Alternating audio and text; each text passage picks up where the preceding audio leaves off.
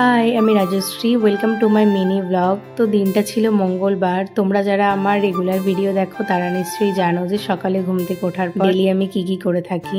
তো ঘুম থেকে উঠে প্রথমেই তো আমি বারান্দায় গিয়েছিলাম, একটু ব্রাশ করতে করতে হাঁটাচলা করে আসলাম।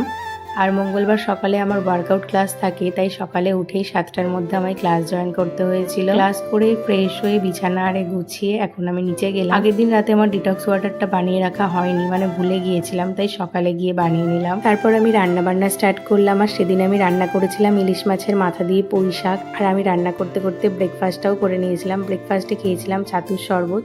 তো সকালে বসে খাওয়ার মতো সময় একদমই পাই না, তাই রান্না করতে করতেই খেয়ে নিই, মানে ব্রেকফাস্টটা করে নিই। তো রান্নাবান্না শেষ হয়ে গেলে রান্নাঘর ক্লিন করে ওপরে আসলাম। এসে আমি স্নান করলাম।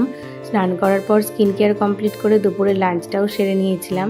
তারপর তো দুপুরে একটু ঘুমিয়েছিলাম। বিকালের দিকে ছাদে গিয়েছিলাম, অনেক জামা কাপড় কেচেছিলাম যেগুলো ছাদে মেলে দিয়ে এসেছিলাম।